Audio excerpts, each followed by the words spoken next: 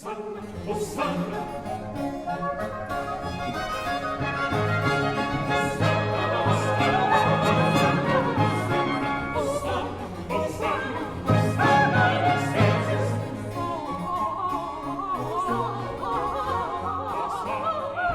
and welcome back to the SKaffeehaus, a podcast brought to you by the Baroque music collective Solomon's Knot.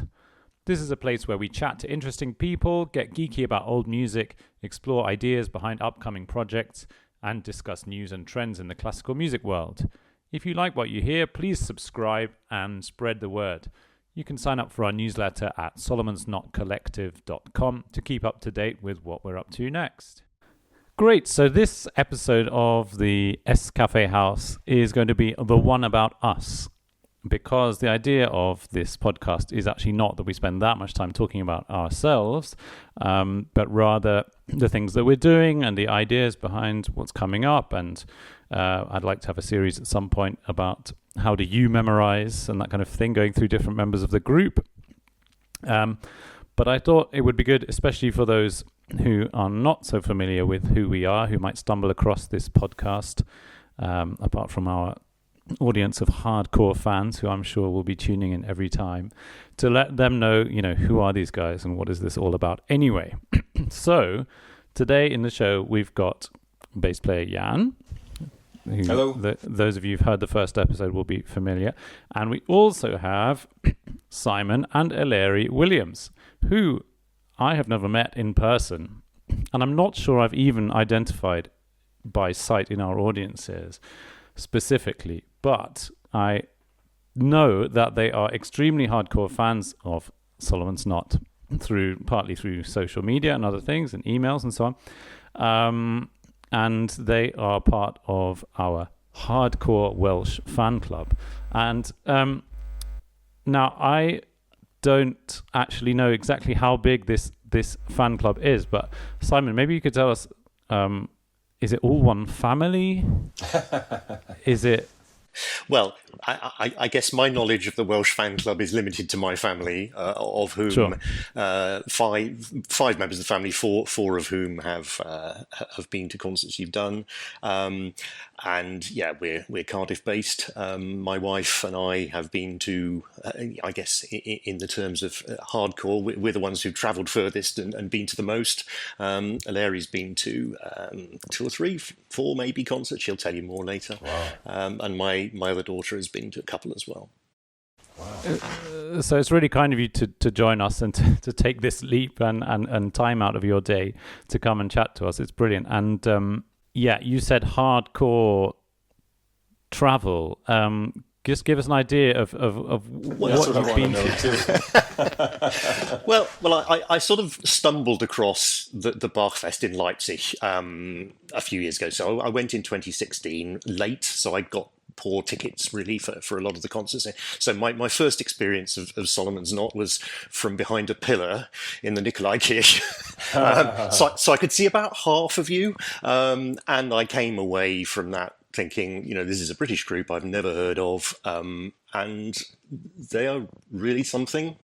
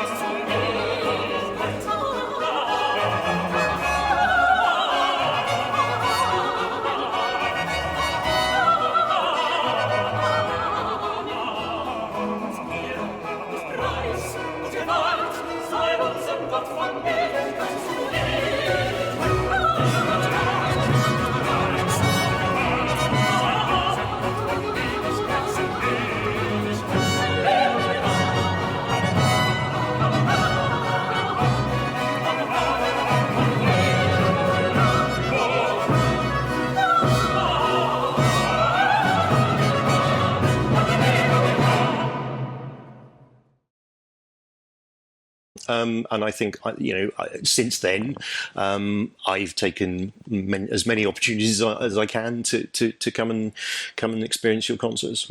So yeah. Thank you so much. Yeah, we love the Bachfest in Leipzig and the Nikolaikirche, where we've been a couple of times now, and we'll definitely be back again. It does have extremely large pillars. It does. They're beautiful, though. They are. They're beautiful pillars. I don't know if they're beautiful for 2 hours, though. Yeah. No. Yeah. So yes, I literally had half a view, and I still got a lot from it, and and the subsequent concert in 2019, the St John Passion I went to, I had a much better view. So I bought my ticket earlier. Excellent. And Eleri, you said you're kind of more the second-rank member of the Welsh hardcore Welsh fan club, or you're responsible for the UK branch. Is that right? Well, yeah. I mean, I've not been to the Bachfest. I've not been to Leipzig. Yet. Yet. Unfortunately, it quite often coincides with exam periods for university and so on. So I actually couldn't. Unfortunately, and I didn't join Mum and Dad when they went to Bern, I think it was, to see you. But I think I came up to Nottingham. I can't remember. I think that was to see the B minor Mass, and Spitalfields as well, and of course the Rydale Festival a couple of years ago now. So yeah. That's good. I mean, that is good UK travel, especially from Wales. Our timpanist Rosie has just, or relatively recently, moved to deepest, darkest Wales, and always tells us about her journey from there to London. Northwest, right? Yeah. Right. She's now a law professor at Aberystwyth. Thank you. I'm a quarter Welsh, you see. So Oh, really? yes, that's right. I never knew that. Yeah, well, there you go. That's why I was really keen to be here today, actually, to talk to you guys, because I actually, the reason I can say Aberystwyth is because my dad came, when I first moved to London, he came to visit, and we went to Wales, just he and I, and we rented a place in Cardigan. Oh, it's lovely. Really beautiful. Just outside Cardigan, I forget the name. Moyley Grove, it was called. Oh, yes. Yeah. Oh, yeah, we've been there. We're thinking of moving there when we retire. So not specifically Moyle Grove, but maybe somewhere around Cardigan. So yes, we know that area quite well. Well, we stayed in the old what's it called where the priest lives? The house, the vicarage. Yeah, I think it was the old vicarage, and it was right next to the cemetery. And so I got really freaked out. We arrived at like 11 o'clock at night, hedges. Couldn't see anything. It was crazy. And then we got there and I was like, oh my God, there's ghosts for sure. I don't really get freaked out by that stuff usually, but... Welcome to your Welsh heritage. Yeah, exactly, West Wales is rather more... remote than Cardiff, which is where we are now. Cardiff's practically in England, although people wouldn't forgive me for saying that.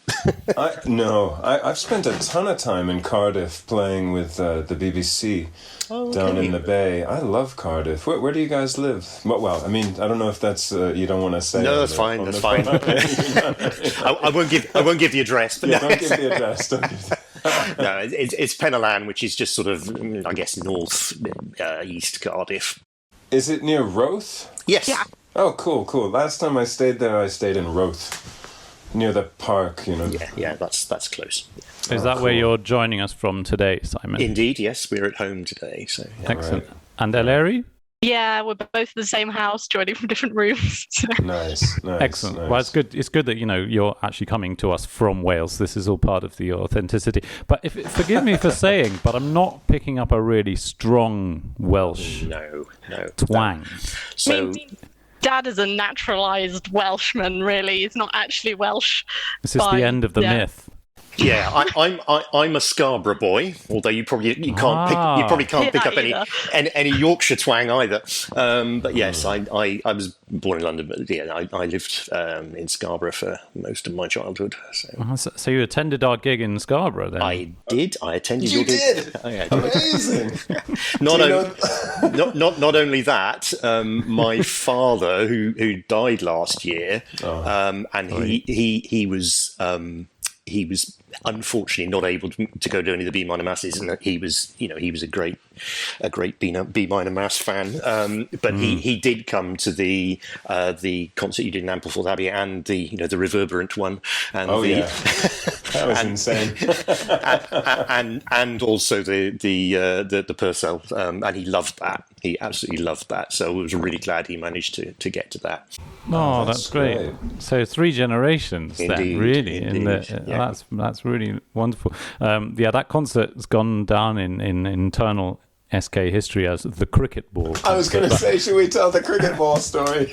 I'm not sure if we should. No, I don't think we should. I think you've got to now, surely. I think for legal reasons we probably can't, but let's just say there was an incident. There may or may not have been an incident involving a cricket ball shortly before that performance, which just added to the general excitement on the day. Yeah. We had a great time in Scarborough, just aside from the concert. We went down to the beach, and there was the guy, some of the people were playing cricket, not me, because I don't even know what that is, I was like, the Welsh part doesn't know, the American part doesn't know. I'm just like, what is that? But we swam and had fish and chips there. I love Scarborough. Hopefully not at the same time. Well, it was just floating in the water, so I just ate it. And just one more thing I want to ask you guys about travel. Because we try whenever possible to take the train on our international travel as well. I mean, we've never traveled much further afield than, say, Italy or sort of Eastern Germany, Switzerland. Do you guys travel by train, Simon? I'm asking you here. So you try to? Okay. It's very topical at the moment, right?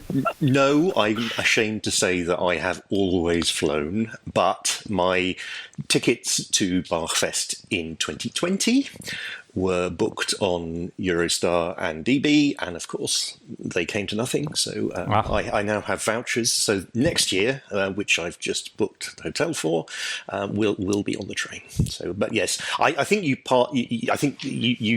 commented when you went to Arnstadt that you were going by and there was a running commentary, and I thought I really must. It's an odyssey, let's say. Yeah. I mean, it's you need the entire day. You need to factor in the Deutsche Bahn, maybe or maybe not, giving you all the connections you need. And when you're a group of 30 with some cumbersome instruments, I can imagine. Can be quite exciting. But it's I mean, actually, quite a lot of people are in the group are converted to it and don't really want to fly. In fact, we do have a couple of people who play with us who now point blank refuse to fly for any of their work. So it's definitely something to keep working towards and doing, and hoping that rail infrastructure becomes ever more reliable. There's a note for the Deutsche Bahn. Yeah, there was a bit of drama after the last one with at least one of our members. Oh yeah. So let's talk about Solomon's Knot. So I don't know. Maybe let's start with you, Eleri, and your kind of impressions when you saw us. What makes you think you might go to a Solomon's Knot concert next time rather than any other, or just in general, what did you dig about it? And then we'll go into like the different aspects of what we do.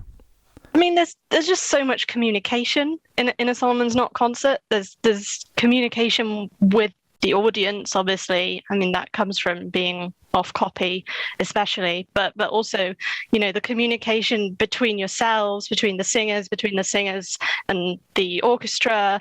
It's so sort of dynamic, and you really feel like you're sort of pulled into it as an audience, and that you're a part of that performance in a way that you just don't get when there's a choir with a conductor and all holding scores and so on. It feels like every individual is really communicating the music and enjoying, sort of embodying the music in a way that you just don't get anywhere else that I've seen anyway.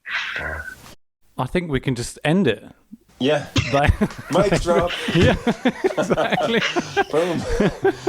'Cause Wow. Thank you. it's so great to hear someone from the audience, and it's just great to have this conversation with you, kind of getting what it is we want to give, as it were. And especially because it's something that we've sort of grappled with since we started performing like this, which is more or less about 10 years ago, is how to write it down, how to sell it, as it were, because it's tricky, like describing what we do. Say, oh yeah, we do things from memory. Oh yeah, do from memory. That's a bit of a gimmick, isn't it? We don't have a conductor. Okay, that we don't have a conductor. It's kind of something we don't have. Sounds like something, negative, missing. As it were. Yeah, right. Exactly. Yeah. In the end of the day, it's like, well, you just have to come to a concert to really get what it's about. And it's just, it's really great to hear you say that. Because that's really what we're aiming for, isn't it? I mean, Jan, I don't know what your experience in terms of that communication as a bass player across the group. I love it. I mean, I almost always am just constantly playing. In every gig, I basically just start playing at the beginning and don't stop unless once in a while I have an aria or something that I don't play. Putting the continuous into the continua. Yeah, that's right. And that is my favorite way of of being. So what I'm trying to say is that my head is down in a way because I'm focusing and I'm looking at I don't play from memory. The orchestra, we talked a lot about whether or not we should play from memory, and it's still kind of like an ongoing debate. But personally, and Johnny, I think I've said this to you, I think it's different memorizing instrumental writing as opposed to singing. Especially if it's not like solo instrumental writing. Yeah. Because I did memorize the viola da gamba part for the John Passion, and that was simple. Yeah, let's not mention that. But I didn't say anything. Yeah, exactly.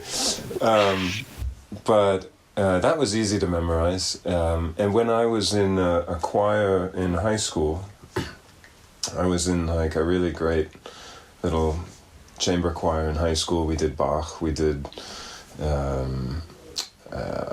Schubert, we did all kinds of it was great, really, really good. And I used to just memorize that stuff automatically. It just, after a bunch of rehearsals, you just remember it, But I can't. I tried to memorize this cantata number 4, Christlagen Todesband, in like 8 years ago. We did it. I don't know if either of you guys were there, Simon or Eleri, but this was in Orford Church, summer 2011. Near Aldborough. Yeah. And we decided, okay, the orchestra's gonna memorize it, and we were all like, And we got to the rehearsal, and only our viola player Joanne had memorized the whole thing, which is hilarious, because I mean, of any part that's difficult to memorize, it's gotta be a viola part, right? Maybe the viola writing in Bach is much more thematic, but I always think viola, I think, I know that's not like that. I lie. It was 2014 actually, but that was hilarious because Joanne was just furious. I mean, it wasn't hilarious really, but she was furious because she'd memorized it, and it was our first try. Yeah, she'd memorized it. I think a couple of other people had memorized the opening Sinfonia. I memorized the Sinfonia, and I tried to memorize other bits, and I just couldn't do it. And Joanne was just like, "What? I mean, I've memorized it. Guys, come on." I know. I've wondered for years how she did it, whether or not like she just had a better technique, or whether she's just inherently better at memorizing. There's another orchestra in London that does memorize things, the Aurora Orchestra, and I've never done that with them, but I don't know. Our trumpeter Russell's done a couple of those projects, and the whole orchestra memorizes, which is amazing. I think you just have to do it by karaoke, but certainly within our band, there are some people who would be up for it. There are some people who would have a heart attack and die if they tried. So it's horses for courses, and also then you need to start thinking about what's it actually for. And I think we definitely try as much as we can, if people are up for it, to get the instrumental obligato solos in arias and things like that memorized, because then you can also interact more on the stage. They can walk to the front, they can be free of their music stand, and if it's not something that's going to cripple someone with nerves, then I think that can be really exciting. We did that just now in our Not the Christmas Oratorio project with Neil Brough, memorizing the trumpet part for the bass aria. And don't forget Rachel, a spur of the moment. And Rachel Chaplin doing some almost spontaneous memorizing. Completely spur of the moment, like in the gig, was just like, I'm just going to do it from memory. In the final gig. Yeah, completely nailed it. Which was great. She played so beautifully, God. But I think obviously in most of our concerts there's a lot of vocal music, and so there are those words being shared with the audience. There's that verbal message being transferred directly to the listeners, and also of course to each other and to the instrumentalists on the stage. So, and I wanted to say earlier that as I'm playing, and I'm reading the music and I'm concentrating on what I'm doing, I'm constantly getting little winks from Johnny and the other singers, and I'm looking at the other people in the band. It's not like we're just on the page at all. But that's partially because Solomon's not. The people who are involved in it tend to be a lot more communicative for some reason, Yeah, and I have to say for me, always the lack of a conductor is more of a factor in this whole communication thing than the memorization. Memorization of the singers happened more or less as a byproduct of the fact that we first decided to drop the conductor. So when we first tried Messiah, nice, small, easy piece, to do kind of small scale and unconducted, reduced to the max, as we said at the time, then, we no conductor, and do it as like a chamber performance, no oboes, 2 violins per part, and 8 singers. It worked. I think I held on to the score for a while, but sort of singing and semi-directing from the bass section, I don't know.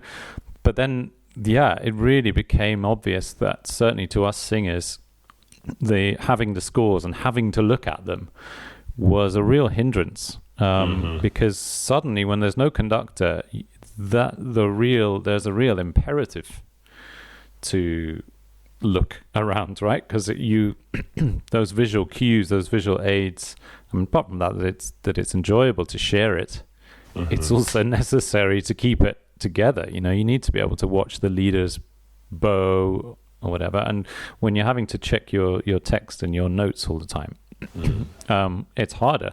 So actually it felt like a what's the word for befreiung in English? A freeing? Yeah, freeing. To get rid of that, to get rid of those scores. Simon, why don't you tell us about your impressions? Well, as I say, very similar to Eleri, really. I think it's almost like a concert which is encumbered by a conductor and by scores is two-dimensional, or can be two-dimensional, whereas some of the things we've been to from songs, like, you get that extra dimension and you can see phrases or musical themes rippling through people, and you can see the anticipation is there because the visual signals from one performer to another are there, and that just brings an extra dimension to the performance, and I think I guess it's something that I just hadn't seen anywhere else, and that was, you know, the pillar in the Nikolaikirche was a definite hindrance to that my first concert. Yeah, we talk about removing barriers in our performances. You know, I don't want to say anything rude about conductors. I think, you know, conductors are fantastic, but you know, we take away the conductor, and you're just taking away an adapter, as it were, in the circuit. There's just, you know, you can connect more directly without that. And of course the scores are a physical and also a sort of mental, let's say, hurdle or crutch is maybe a bit of a strong word, but and the pillar, removing the pillar in the Nikolaikirche is kind of next level. I'll have to talk to the authorities. I mean, Bach probably would have wanted to do that as well. It's going to take a lot of cricket balls. Well, the new university church. You can't keep referring to that without telling us what it is. The new university church in Leipzig has got sort of pseudo pillars. I don't know if you've been in there, but so they don't come all the way down to the ground, which is great. Wow. They're sort of, what's the point really in weird. that? well, I think it's the one that was destroyed so it's got echoes back to the one that was destroyed in 1968. So they're non-structural. Yes, they can't be structural because they don't reach the ground. So yes. Wow, there's so many metaphors in there. Yeah. Did you check if they were made out of plastic or fiberglass? Well, yeah, I couldn't reach them, but they were lights, and I mean, it's a lovely building. You must go next time you're there. Interesting.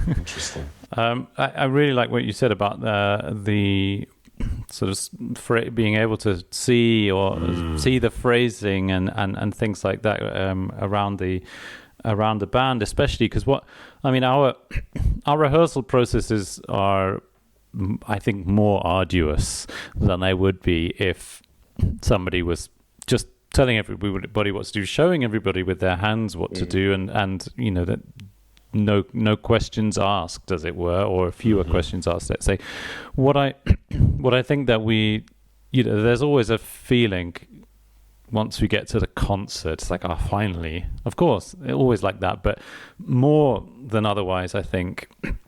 In the concert, everything that we've tried and repeated and practiced is there, of course, but the fact that there is this hole in the middle, let's say, or at least a space in the middle, just allows for so much spontaneity. You know, nobody's going to give you a red card in the concert because they can't. They're not there. I mean, the only other people there are your colleagues. So you've got this kind of responsibility to them. You know, obviously not to completely screwball something, but on the other hand, you know, if you want to share an idea or you know, an ornamentation, which is a great thing about Baroque music as well. There's so much scope for ornamenting things, and you can, with a melodic instrument, it's more possible perhaps than for you, Jan, I don't know.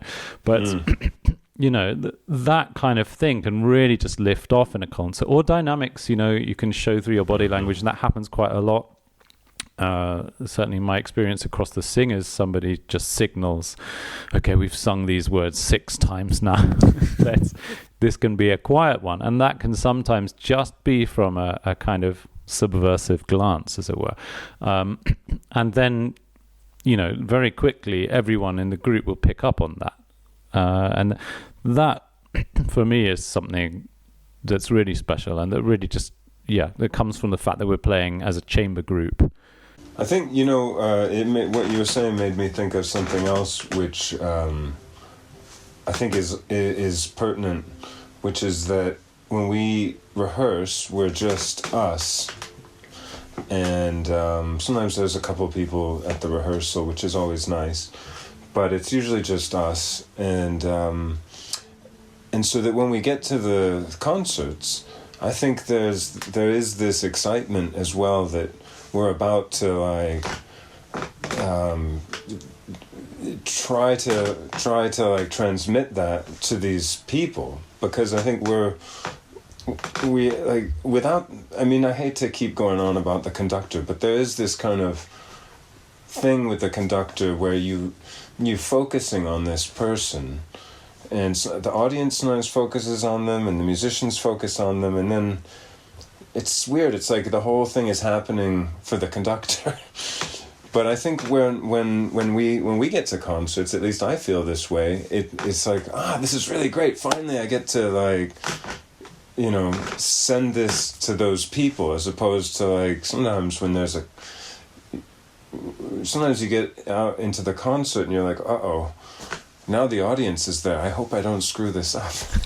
So do you feel as a bass player, from your position on stage, do you feel then a difference in performance in your connection to the audience members than you would in a conducted performance? Yeah, I think so. I'd never really thought of it that way, but I think so. I do have to make a little plug for our friends and supporters scheme, because all of the people who support us are invited to our London rehearsals, and I think all of our London rehearsals in general are accessible to our patrons. So if you do want to see the magic behind the scenes, then the guy sign up. behind the Sign curtain. up as a friend. Yeah, exactly. Wizard of Oz. And I think it's probably worth saying for those listeners who've never seen us live or even seen any pictures, that we are very sort of front-oriented on stage as well. So something that's evolved over the years is that the singers always stand in front of the instruments or in a kind of space within the band in the center, so that although it causes some more challenges in terms of looking backwards and listening backwards and so on, although it actually solves quite a few acoustic problems as well, of having a relatively small number of singers behind an orchestra.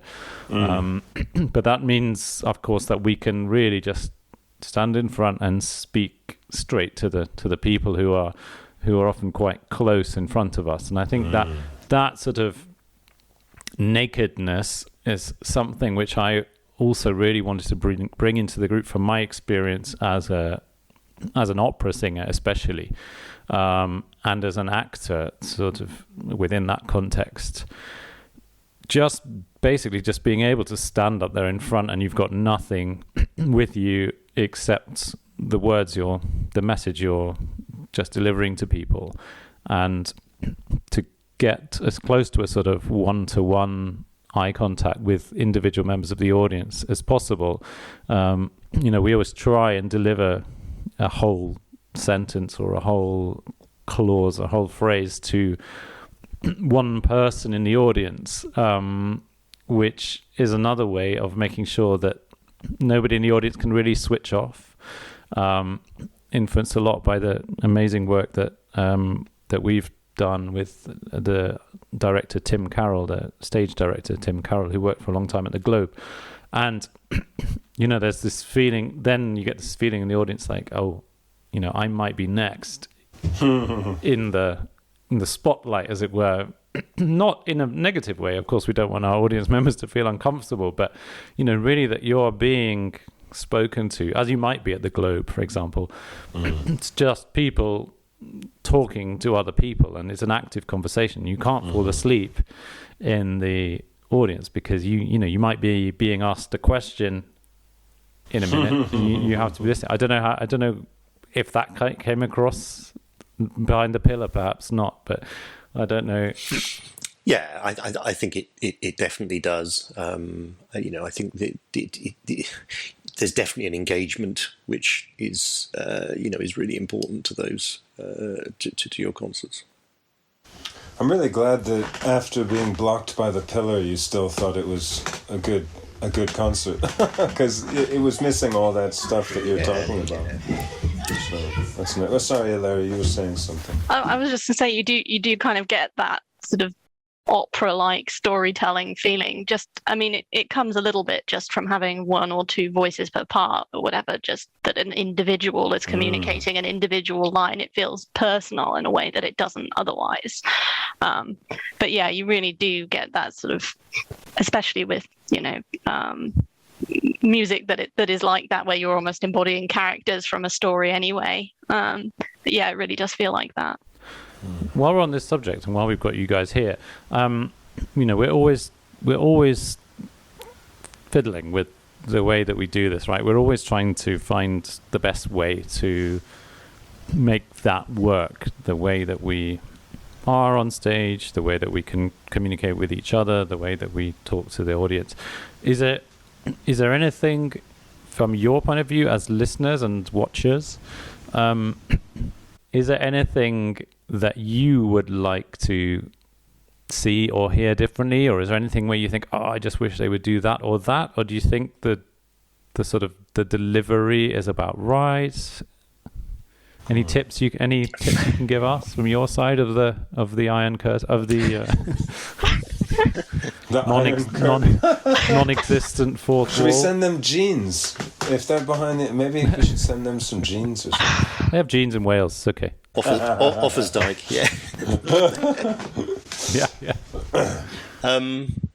Okay, Eleri, I'll let you answer that one. Sorry, I get hospital parts. There might not be anything. I don't know. But Eleri's got, she's much more of a musical performer than I am, and so I guess. What do you think? Is there anything? I mean, I guess there's a repertoire thing. Yes. I think seeing you do different things is great, and I think. We've managed not to see a Messiah yet, and I think that's something I'd very much like to see. And I really enjoyed. I've really enjoyed seeing you do different things. So the concert you gave in Blackheath, the sort of earlier music one, I thought that was lovely. Was that the Charpentier? No, that was Tallis, Bird, Shine, and Schutz. There was quite a lot of Schutz there.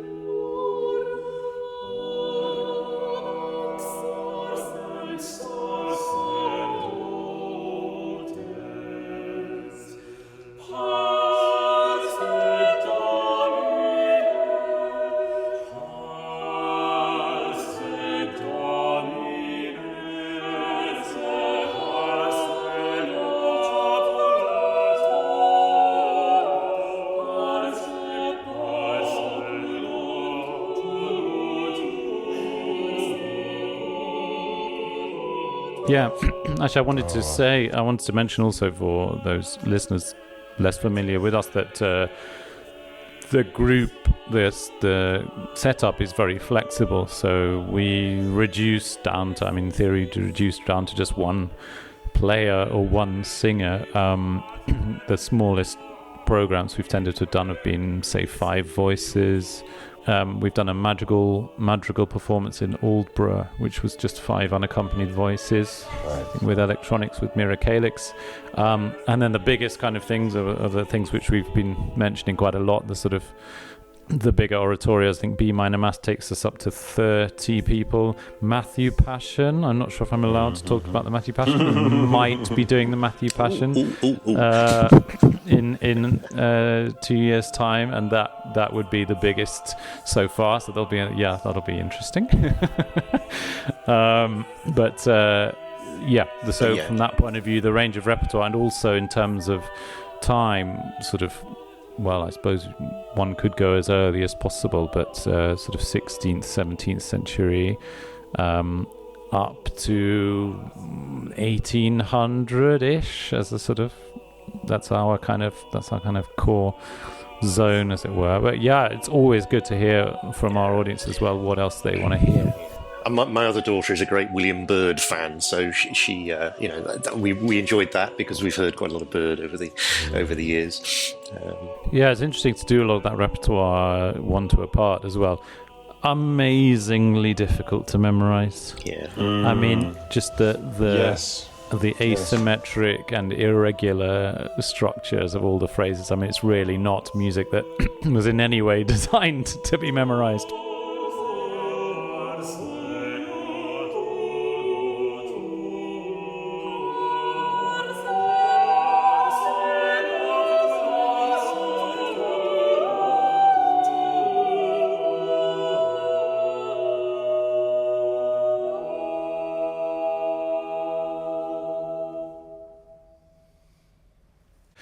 It's very similar because a lot of that music is identical. Like the instrumental stuff is identical, right? So I think Viol music, you mean? Yeah, exactly. Like the consort music and the vocal stuff is often exactly the same. And I've played a ton of that music over the years with viola da gamba and consort, and it is mind-bending. It's incredible, but it is completely mind-bending. So I can see how that might be, because I think it's more instrumental than, say, and the writing that you get in Handel or Bach. Or, it's like, I don't know, it's like spinning wool or something. It just, exactly. You know, a note might be elongated for no apparent reason, just to incorporate other voices moving. And you suddenly appreciate that when you do something, say, by Tallis, that's much more rhythmically structured. It's like, this is so much, it just goes into the brain so much more easily. And interestingly, on that point as well, when we memorize quite a lot of Kuhnau, we've done a couple of pieces by Kuhnau, and I'm looking forward to doing more in the relatively near future. But you do realize that with perhaps less, let's say,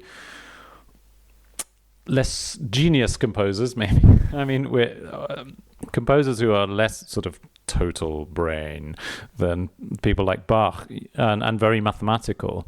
Sometimes there's a relative amount of filling in, or phrases that aren't particularly well structured, or let's say just like awkward corners, and those bits are always the hardest to stick in the brain because there isn't any real reason for them. Or with Bach, Bach is a special case, of course, and an exception, because it's what is like a multi-dimensional castle in the sky or whatever.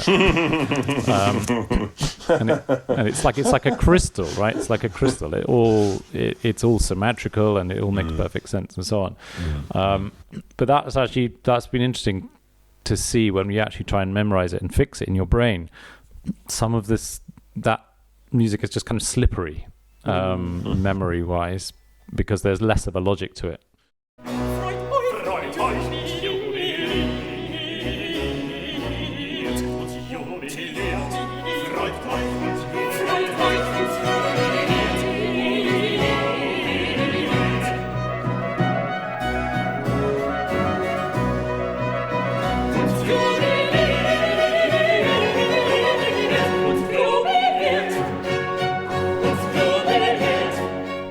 That's really interesting. And not as a musician myself, I find that really interesting that Bach is actually is potentially even easier to remember because it's so complex but the structure helps. Yeah.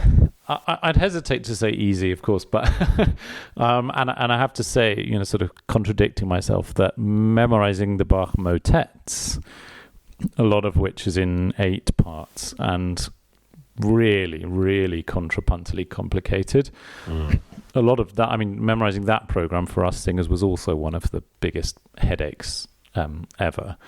But let's say more of the music with instruments, where perhaps it's not just singers singing all the time and the entire contrapuntal content is in that very thick texture.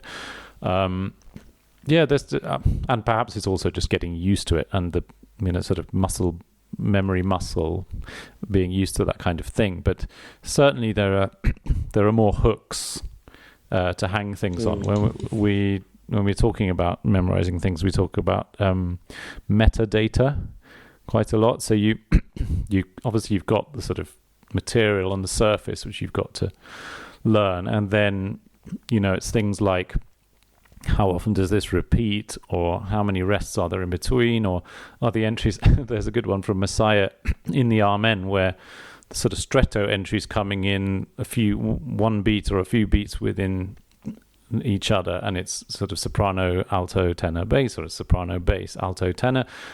And we were trying to find the metadata for memorizing bits of that, and there's one or two which are soprano, tenor, alto, bass, so stab. And Kate always gets really freaked out about it because I shouting across the rehearsal room, stab, stab.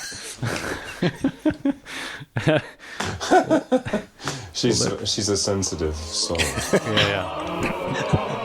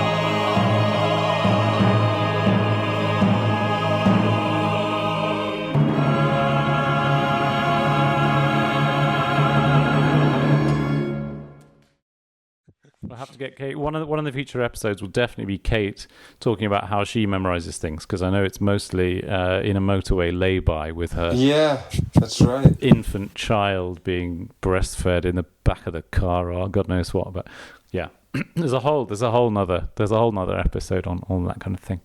Yeah. Is there anything else any of you guys want to bring up about what is special to you about SK? I don't know, Jan, or I mean, there's the fact that we're all really good friends, and that the social aspect is always fun. Well, I love how we're good friends. I love the social aspect of it. I love the. Sometimes we separate into instrumentalists and singers, but not always. And, when we do, that's, it's fine, but I always... You're talking about in the pub, specifically? Yeah, like in the pub, or just like in the break or whatever.